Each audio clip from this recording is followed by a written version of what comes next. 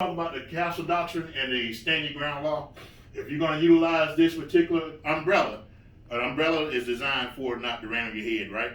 Mm-hmm. This will give you a sense of protection from any prosecution from the district attorney. All right, now let's talk about the castle doctrine. Castle doctrine is going to be 4. A man or woman's house is their what? Castle. All right. Number 2, a car is a castle.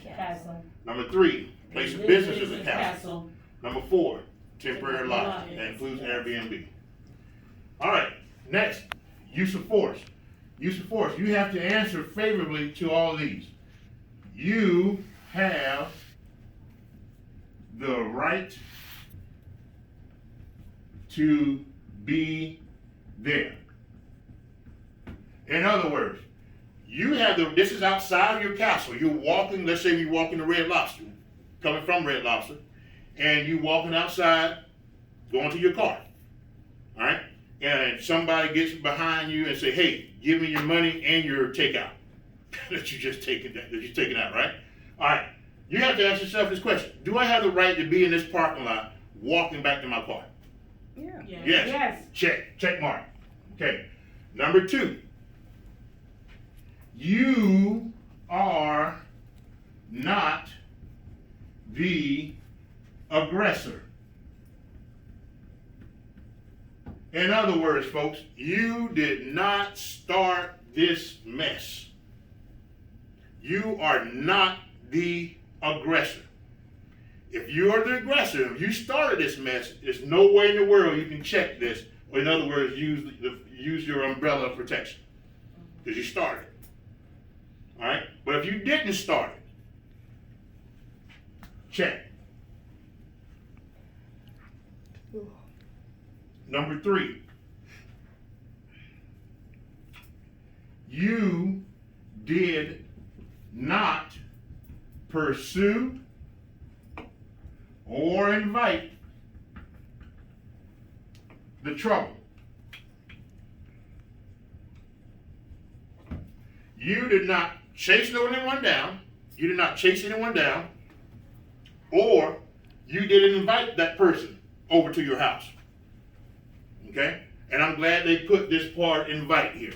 Because can you imagine someone that owes someone money and they invite this person because they haven't got their money yet? Hey, why don't you come on to my house and we talk about it? Then that's when they get into the house and all of a sudden they shoot the person because they didn't pay his money. Mm-hmm. And then he wants to use stand your ground. That's not going to happen because why? You invited the trouble. Mm-hmm. Okay? You having a party, all right, outside in your yard. And all of a sudden you invite Johnny, when Johnny likes to fight every payday Friday. Okay?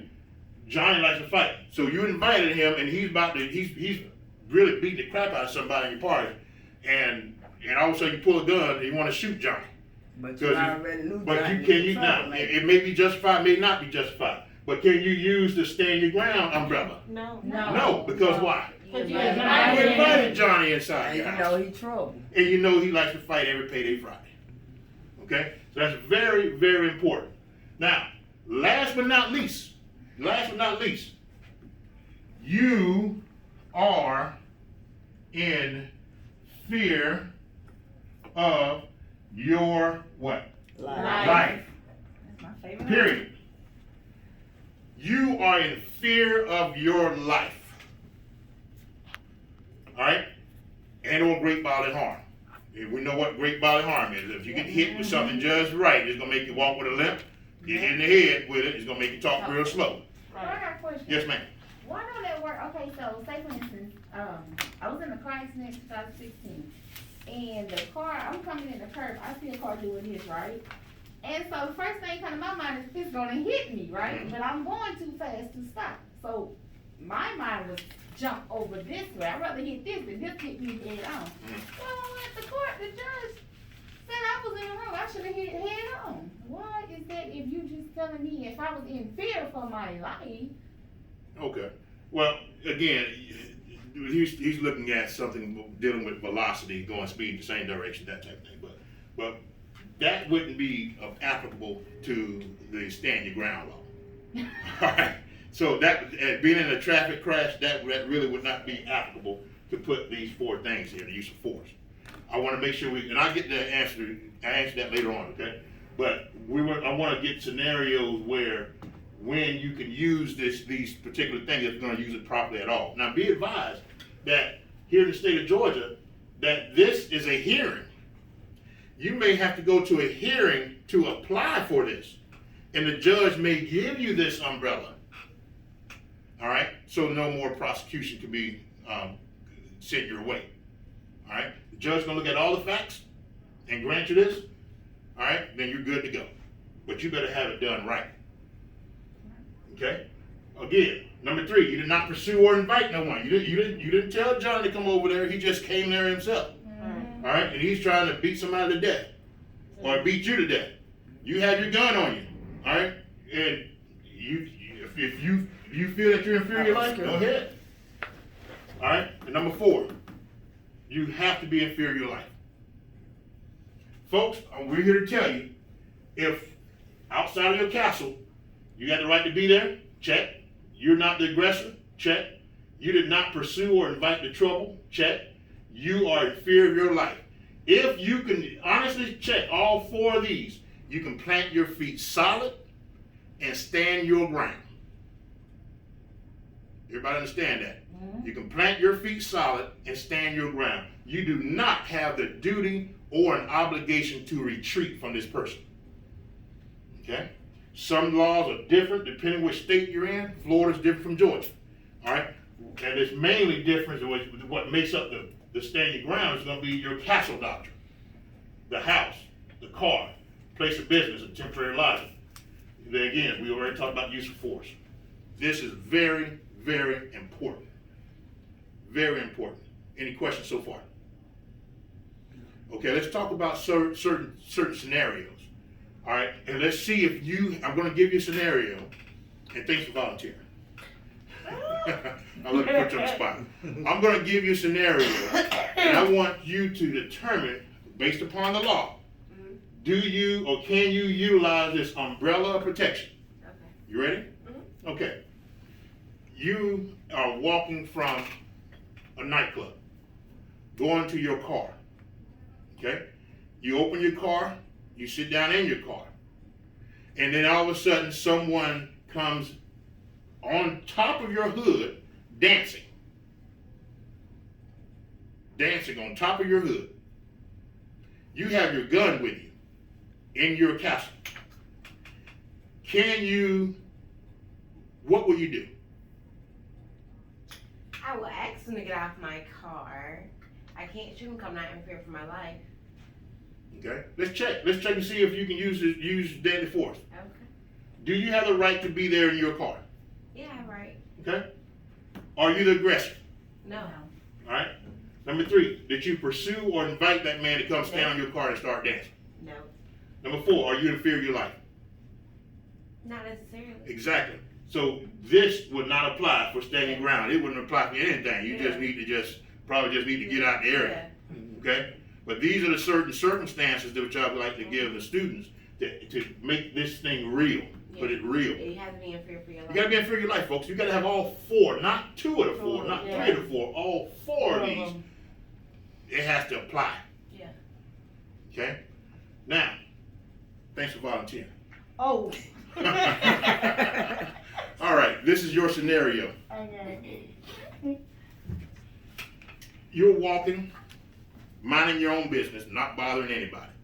You have your concealed carry permit for the state of Georgia on you. So you have your weapon on you along with that. And all of a sudden, someone comes up to you and says, hey, give me your money. And this guy is about 6'5". And how tall are you? 5 feet. 5 feet. All right, he said, give me your money. Give it to me now. Okay, you have your gun. There's no weapon involved. There's no weapon involved. He's just saying, give me your money. He's robbing you. Attempted robbery.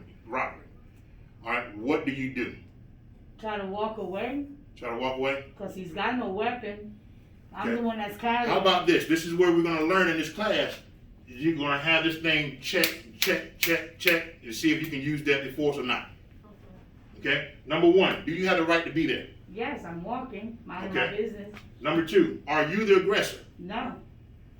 Number 3, did you pursue or invite the trouble? No, I didn't. Number 4, are you in fear of your life? Yes. Yes. Now, folks, why would she be in fear of her life? It's a random person just ran up on you trying to take you know something. No weapon involved. But you don't know he can beat you up or anything. Okay. Now that may work with her. She's 5 feet. I'm 6'3".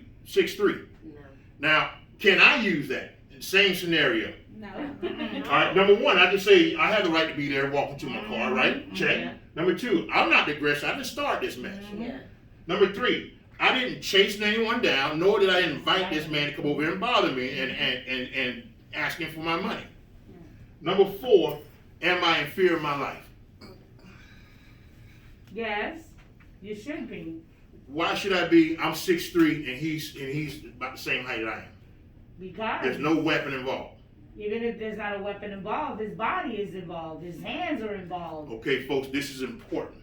This is important. And I want to show you there is a difference. All right, we all have sisters, mothers, and daughters. Okay?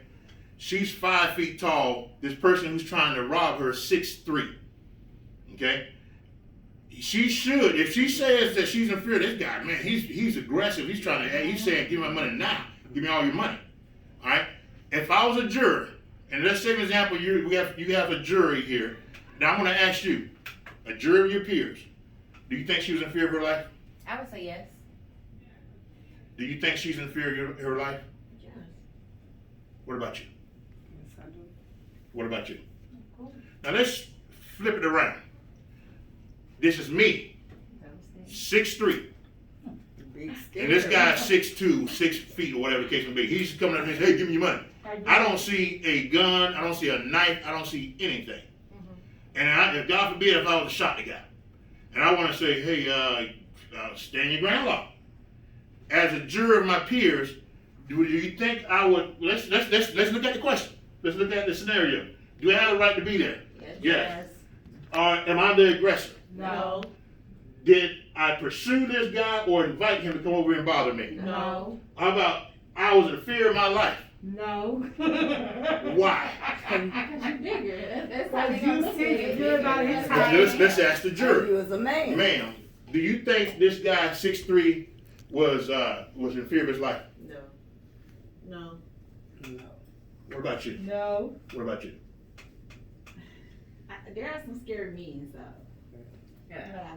So in other words, it should have you should have shot the man. That would have just been a good fight, right? Yeah.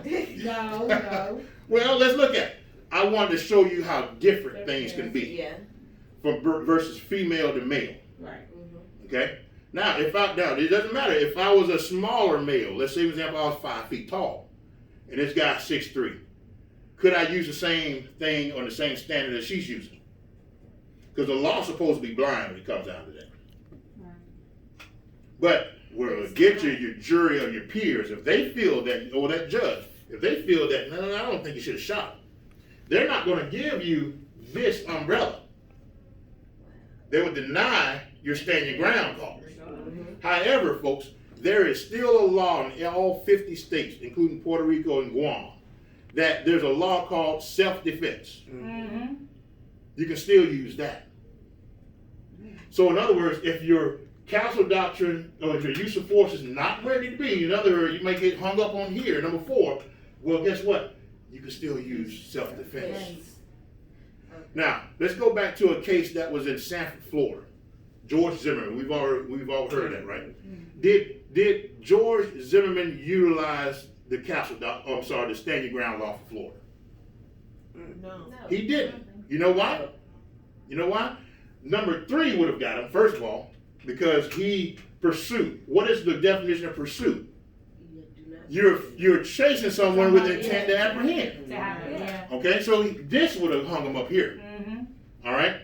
Number 4, yeah, he was in fear of his life. That's probably the reason why he didn't go to jail, because of the size difference. Okay, because of the size difference. But the kid was minding his business. It was a awful situation. Yes, it was. I was working that minding night, his business. and I remember that night very well. All right, so that was an awful situation. But again, the defense did not utilize the stand your ground. They utilized the self-defense. This had nothing to do with the Trayvon Martin case. Right? And I don't think the state was even ready. I think the state was expecting them to utilize this defense. But didn't they tell that guy not to chase him, not to? That's what I'm saying. Yeah, but let's talk about that's a good question. How do you be in fear if you chase Well, the person? that's what the stand your ground law says. You did not pursue. In other words, what is the definition of pursue? It's chasing someone He's with the chasing. intent to apprehend them. Exactly. Okay? So, if that's the case, who told him not to chase someone? The police officer. Now, was he a sworn law enforcement officer? No. Okay. So do you have to do what a dispatcher said? No. Okay. No, you will have to do what a law enforcement officer says, yeah. All right? He's giving you a lawful order. Mhm. The dispatcher is not a police officer. He or she cannot give a lawful order. This is very important. Very important to know. So he could have just told the dispatcher, screw off. You know, I'm gonna do my job. Could have easily happened. All right? But we know now you have to have all four of these in check, no in between. You have to have it done the right way. If you do not meet all criteria here, all you have is what? What law? Self-defense. That's all you have. Yeah. That's all you have left. All right? Self-defense law still on the books. Now, let's see. Thanks to volunteer this next one.